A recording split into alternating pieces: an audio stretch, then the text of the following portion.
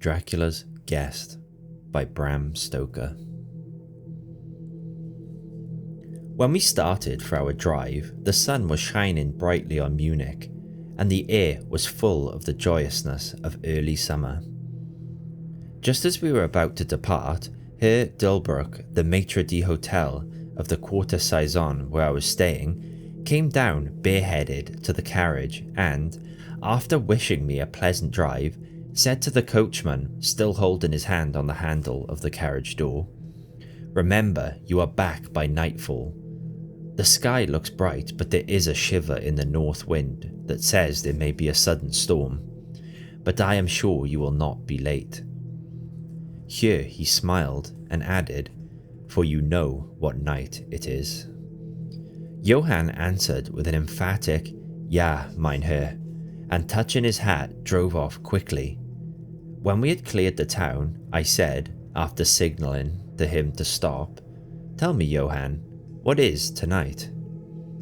He crossed himself as he answered laconically, "Walpurgis Night." Then he took out his watch, a great old-fashioned German silver thing as big as a turnip, and looked at it, with his eyebrows gathered together and a little impatient shrug of his shoulders. I realized that this was his way of respectfully protesting against the unnecessary delay, and sank back into the carriage, merely motioning him to proceed. He started off rapidly, as if to make up for lost time. Every now and then, the horses seemed to throw up their heads and sniff the air suspiciously. On such occasions, I often looked around in alarm. The road was pretty bleak, for we were traversing a sort of high, windswept plateau. As we drove, I saw a road that looked but little used, and which seemed to dip through a little winding valley. It looked so inviting that, even at the risk of offending him, I called Johann to stop, and when he had pulled up, I told him I would like to drive down that road. He made all sorts of excuses, and frequently crossed himself as he spoke. This somewhat piqued my curiosity, so I asked him various questions. He answered fencingly, and repeatedly looked at his watch in protest. Finally, I said, "Well, Johann, I want to go down this road. I shall not ask you to come unless you like, but tell me why you do not like to go. That is all I ask." For answer, he seemed to throw himself off the box, so quickly did he reach the ground. Then he stretched out his hands appealing to me, and implored me not to go. There was just enough of English mixed with the German for me to understand the drift of his talk. He seemed always just about to tell me something, the very idea of which evidently frightened him, but each time he pulled himself up, saying, as he crossed himself, "Walpurgis Night." I tried to argue with him, but it was difficult to argue with a man when I did not know his language. The advantage certainly rested with him, for although he began to speak in English, of a very crude and broken kind, he always got excited and broke into his native tongue, and every time he did so, he looked at his watch. Then the horses became restless and sniffed the air. At this he grew very pale, and, looking around in a frightened way, he suddenly jumped forward, took them by the bridles and led them on some 20 feet. I followed and asked why he had done this. For answer, he crossed himself, pointed to the spot we had left, and drew his carriage in the direction of the other road, indicating across, and said, first in German, then in English, "Buried him what killed themselves." I remembered the old custom of burying suicides at crossroads. Ah, I see, a suicide, how interesting. But for the life of me, I could not make out why the horses were frightened. Whilst we were talking, we heard a sort of sound between a yelp and a bark. It was far away, but the horses got very restless, and it took Johann all his time to quiet them. He was pale and said, "It sounds like a wolf, but yet there are no wolves here now." "No?" I said, questioning him. "Isn't it long since the wolves were so near the city?" "Long, long," he answered. "In the spring and summer, but with the snow the wolves have been here not so long." Whilst he was petting the horses and trying to quiet them, dark clouds drifted rapidly across the sky. The sunshine passed away and a breath of cold wind seemed to drift past us. It was only a breath, however, and more in the nature of a warning than a fact, for the sun came out brightly again. Johann looked under his lifted hand at the horizon and said, "The storm of snow, he comes before long time." Then he looked at his watch again, and straight away, holding his reins firmly, for the horses were still pawing the ground restlessly and shaking their heads, he climbed to his box as though the time had come for proceeding on our journey. I felt a little obstinate and did not at once get into the carriage. "Tell me," I said, "about this place where the road leads," and I pointed down. Again he crossed himself and mumbled a prayer before he answered, "It is unholy." "What is unholy?" I inquired. "The village." "Then there is a village?" No one lives there hundreds of years." My curiosity was piqued. "But you said there was a village." "There was." "Where is it now?" Whereupon he burst out into a long story in German and English, so mixed up that I could not quite understand what exactly he said, but roughly I gathered that long ago, hundreds of years, men had died there and been buried in their graves, and sounds were heard under the clay, and when the graves were opened, men and women were found rosy with life, and their mouths red with blood. And so, in haste to save their lives, aye, and their souls, and here he crossed himself, those who were left fled away to other places where the living lived, and the dead were dead, and not something. He was evidently afraid to speak the last words. As he proceeded with his narration, he grew more and more excited. It seemed as if his imagination had got hold of him, and he ended in a perfect paroxysm of fear, white-faced, perspiring, trembling, and looking round him, as if expecting that some dreadful presence would manifest itself there in the bright sunshine on the open plain.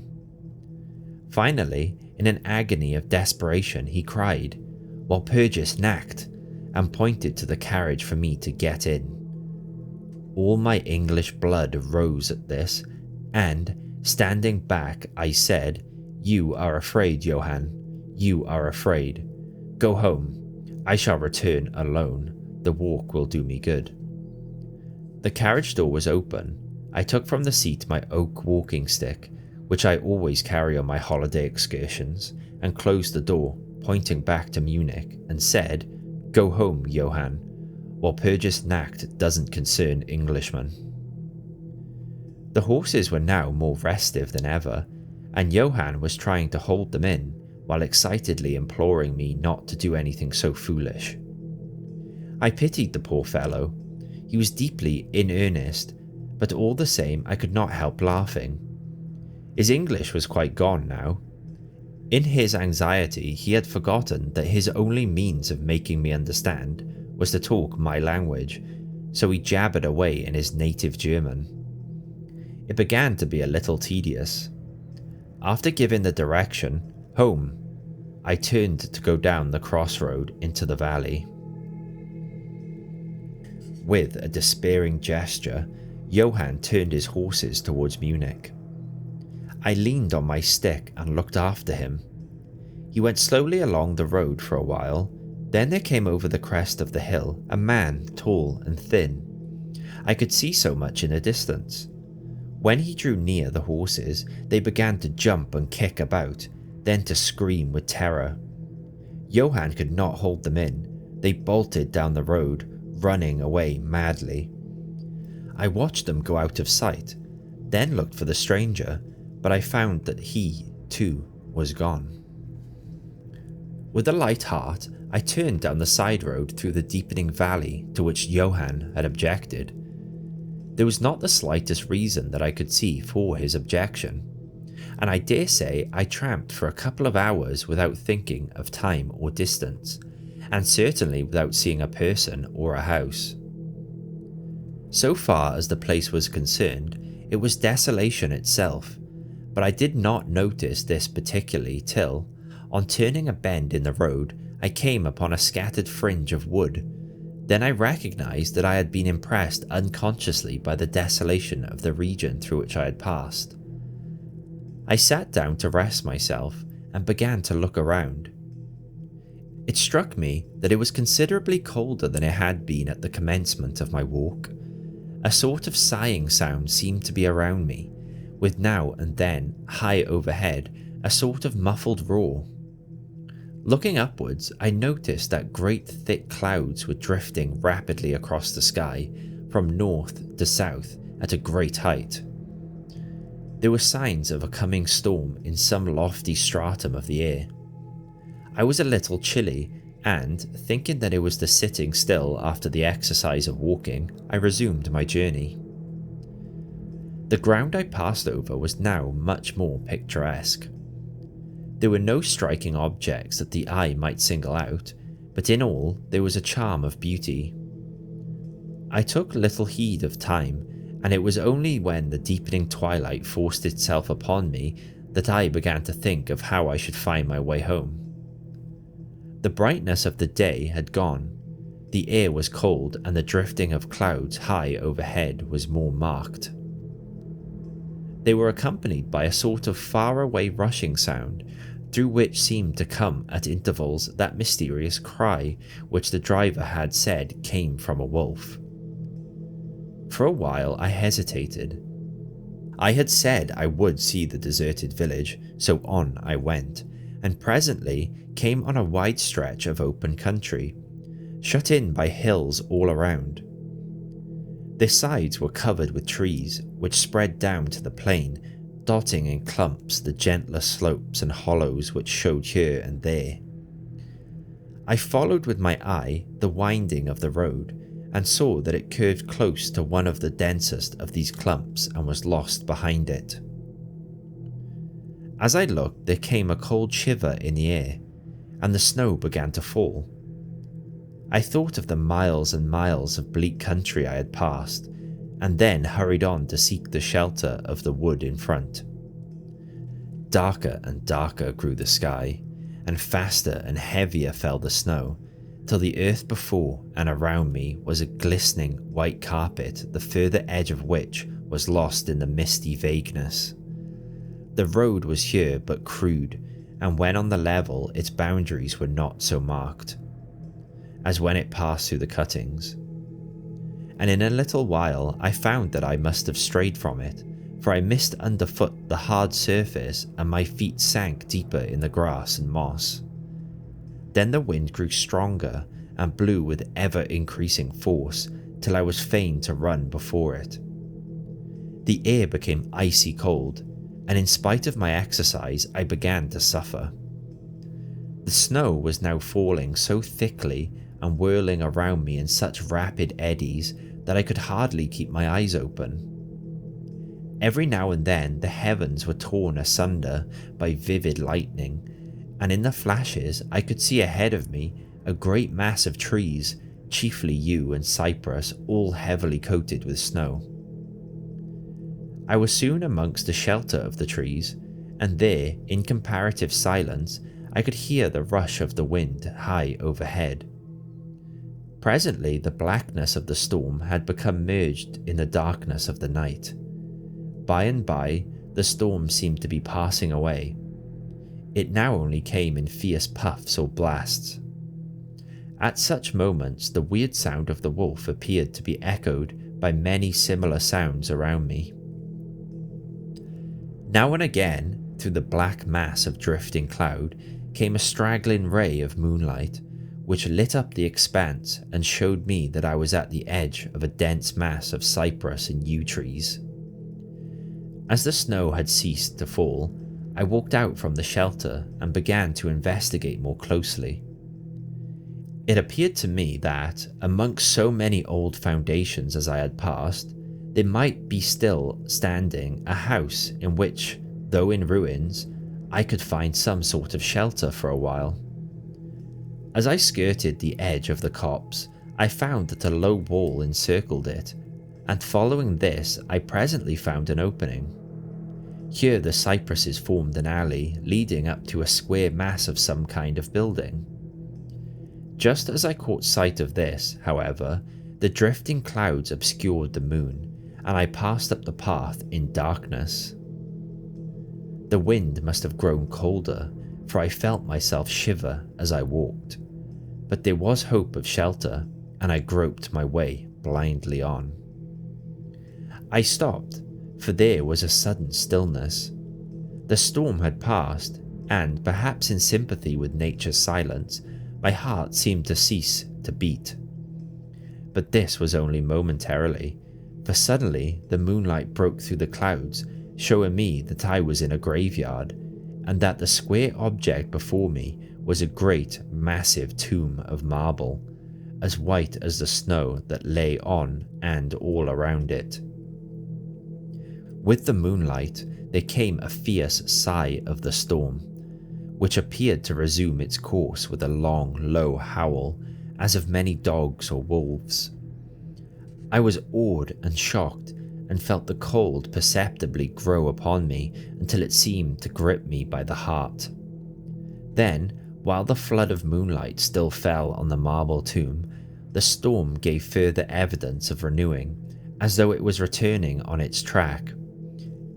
Impelled by some sort of fascination, I approached the sepulchre to see what it was, and why such a thing stood alone, in such a place.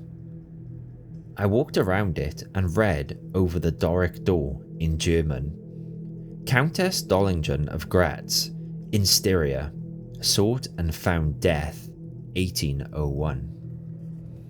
On the top of the tomb, seemingly driven through the solid marble, for the structure was composed of a few vast blocks of stone, was a great iron spike or stake.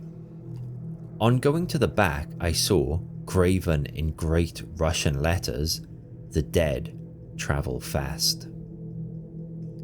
There was something so weird and uncanny about the whole thing that it gave me a turn and made me feel quite faint.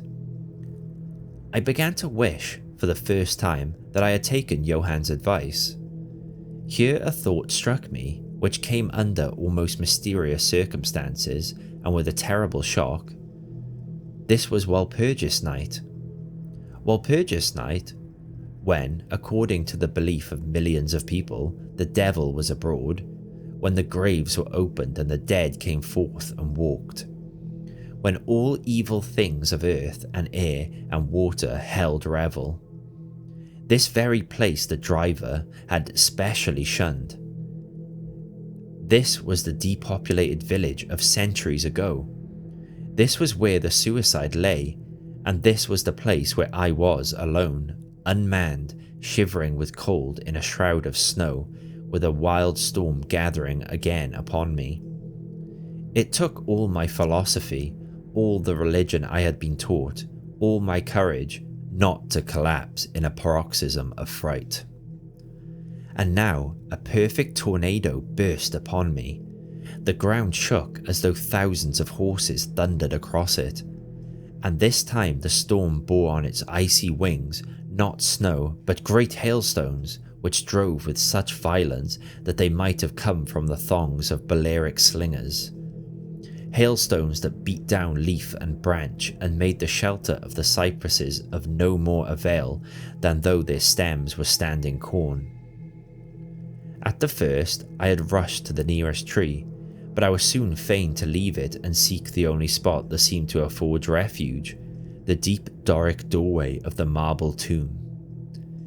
There, crouching against the massive bronze door, I gained a certain amount of protection from the beating of the hailstones, for now they only drove against me as they ricocheted from the ground and the side of the marble. As I leaned against the door, it moved slightly and opened inwards. The shelter of even a tomb was welcome in that pitiless tempest, and I was about to enter it when there came a flash of forked lightning that lit up the whole expanse of the heavens. In the instant, as I am a living man, I saw, as my eyes were turned into the darkness of the tomb, a beautiful woman with rounded cheeks and red lips, seemingly sleeping on a bier. As the thunder broke overhead, I was grasped as by the hand of a giant and hurled out into the storm. The whole thing was so sudden that, before I could realize the shock, morale as well as physical, I found the hailstones beating me down. At the same time, I had a strange, dominating feeling that I was not alone. I looked towards the tomb. Just then, there came another blinding flash, which seemed to strike the iron stake that surmounted the tomb and to pour through to the earth, blasting and crumbling the marble, as in a burst of flame. The dead woman rose for a moment of agony, while she was lapped in the flame, and her bitter scream of pain was drowned in the thunder crash. The last thing I heard was the mingling of dreadful sound, as again I was seized in the giant grasp and dragged away, while the hailstones beat on me, and the air around seemed reverberant with the howling of wolves. The last sight that I remembered was a vague, white, moving mass, as if all the graves around me had sent out the phantoms of their sheeted dead, and that they were closing in on me through the white cloudiness of the driving hail.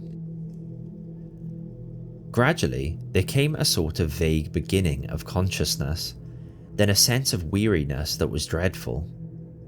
For a time, I remembered nothing, but slowly my senses returned. My feet seemed positively racked with pain, yet I could not move them. They seemed to be numbed. There was an icy feeling at the back of my neck and all down my spine, and my ears, like my feet, were dead, yet in torment. But there was in my breast a sense of warmth, which was, by comparison, delicious. It was as a nightmare, a physical nightmare, if one may use such an expression, for some heavy weight on my chest made it difficult for me to breathe. This period of semi-lethargy seemed to remain a long time, and as it faded away, I must have slept or swooned. Then came a sort of loathing, like the first stage of seasickness, and a wild desire to be free from something, I knew not what.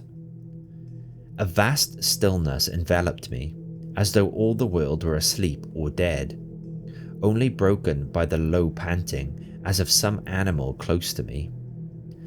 I felt a warm rasping at my throat, then came a consciousness of the awful truth, which chilled me to the heart and sent the blood surging up through my brain. Some great animal was lying on me and now licking my throat. I feared to stir, for some instinct of prudence bade me lie still, but the brute seemed to realize that there was now some change in me, for it raised its head. Through my eyelashes, I saw above me the two great flaming eyes of a gigantic wolf. Its sharp white teeth gleamed in the gaping red mouth, and I could feel its hot breath fierce and acrid upon me. For another spell of time, I remembered no more. Then I became conscious of a low growl, followed by a yelp, renewed again and again. Then seemingly very far away, I heard a "Halloa! Halloa!" as of many voices calling in unison. Cautiously, I raised my head and looked in the direction whence the sound came, but the cemetery blocked my view.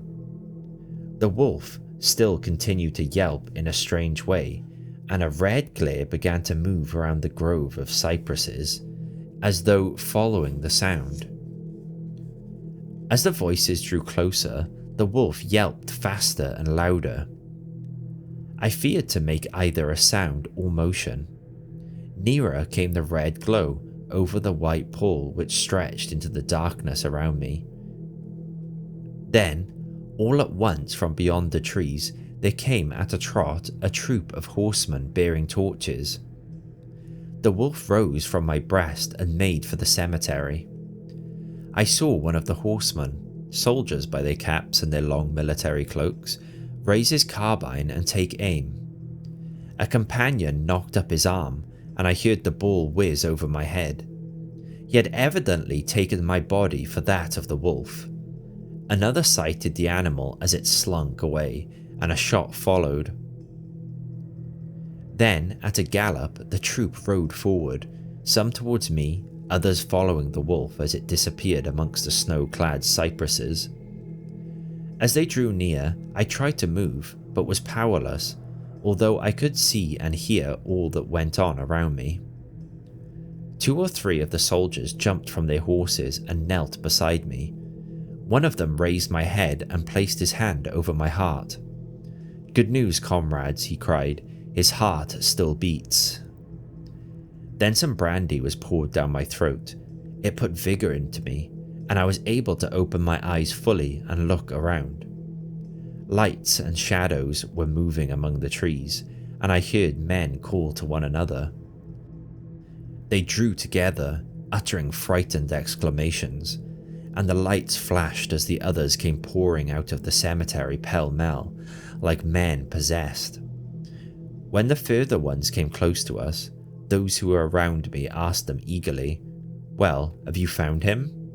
The reply rang out hurriedly, "No, no, come away, quick, quick, this is no place to stay, and on this of all nights." "What was it?" was the question asked in all manner of keys. The answer came variously and all indefinitely, as though the men were moved by some common impulse to speak, yet were restrained by some common fear from giving their thoughts. It, indeed," gibbered one, whose wits had plainly given out for the moment. "A wolf, and yet not a wolf," another put in, shudderingly. "No use trying for him without the sacred bullet," a third remarked in a more ordinary manner. "Serve us right for coming out on this night. Truly we have earned our 1,000 marks," were the ejaculations of a fourth. "There was blood on the broken marble," another said after a pause. "The lightning never brought that there. And for him, is he safe? Look at his throat. See, comrades, the wolf has been lying on him and keeping his blood warm." The officer looked at my throat and replied, "He is all right, the skin is not pierced." What does it all mean? We should never have found him but for the yelping of the wolf. "What became of it?" asked the man who was holding up my head and who seemed the least panic-stricken of the party, for his hands were steady and without tremor. On his sleeve was the chevron of a petty officer. "It went to its home," answered the man, whose long face was pallid and who actually shook with terror as he glanced around him fearfully. "There are graves enough there in which it may lie. Come, comrades, come quickly, let us leave this cursed spot." The officer raised me to a sitting posture as he uttered a word of command. Then several men placed me upon a horse. He sprang to the saddle behind me, took me in his arms, gave the word to advance, and, turning our faces away from the cypresses, we rode away in swift military order. As yet my tongue refused its office, and I was perforce silent. I must have fallen asleep, for the next thing I remembered was finding myself standing up, supported by a soldier on each side of me. It was almost broad daylight, and to the north a red streak of sunlight was reflected, like a path of blood, over the waste of snow. The officer was telling the men to say nothing of what they had seen, except that they found an English stranger guarded by a large dog. "Dog? That was no dog," cut in the man who had exhibited such fear. "I think I know a wolf when I see one." The young officer answered calmly, "I said a dog." "Dog?" reiterated the other ironically. It was evident that his courage was rising with the sun, and pointing to me, he said, "Look at his throat. Is that the work of a dog, master?" Instinctively I raised my hand to my throat, and as I touched it, I cried out in pain. The men crowded round to look, some stooping down from their saddles, and again there came the calm voice of the young officer. A dog, as I said. If aught else were said, we should only be laughed at.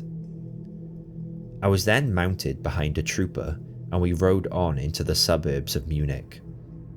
Here we came across a stray carriage, into which I was lifted, and it was driven off to the Quarter Saison, the young officer accompanying me, whilst the trooper followed with his horse, and the others rode off to their barracks. When we arrived, Herr Delbruck rushed so quickly down the steps to meet me that it was apparent he had been watching within. Taking me by both hands, he solicitously led me in. The officer saluted me and was turning to withdraw when I recognized his purpose and insisted that he should come to my rooms. Over a glass of wine, I warmly thanked him and his brave comrades for saving me. He replied simply that he was more than glad, and that Herr Delbruck had at the first taken steps to make all the searching party pleased. At which ambiguous utterance the maitre d'hotel smiled while the officer pleaded duty and withdrew. But Herr Delbruck, I inquired, how and why was it that the soldiers searched for me? He shrugged his shoulders as if in depreciation of his own deed, as he replied, I was so fortunate as to obtain leave from the commander of the regiment in which I served to ask for volunteers. But how did you know I was lost? I asked. The driver came hither with the remains of his carriage, which had been upset when the horses ran away. But surely you would not send a search party of soldiers merely on this account? Oh no, he answered, but even before the coachman arrived, I had this telegram from the boyar whose guest you are. And he took from his pocket a telegram which he handed to me, and I read, Bistritz, be careful of my guest. His safety is most precious to me. Should aught happen to him, or if he is missed, spare nothing to find him and ensure his safety. He is English and therefore adventurous. There are often dangers from snow and wolves and night. Lose not a moment if you suspect harm to him. I answer your zeal with my fortune. Dracula. As I held the telegram in my hand, the room seemed to whirl around me, and if the attentive maitre d'hotel had not caught me, I think I should have fallen. There was something so strange in all this, something so weird and impossible to imagine, that there grew on me a sense of my being in some way the sport of opposite forces, the mere vague idea of which seemed in a way to paralyze me. I was certainly under some form of mysterious protection. From a distant country had come, in the very nick of time, a message that took me out of the danger of the NoSleep and the jaws of the wolf.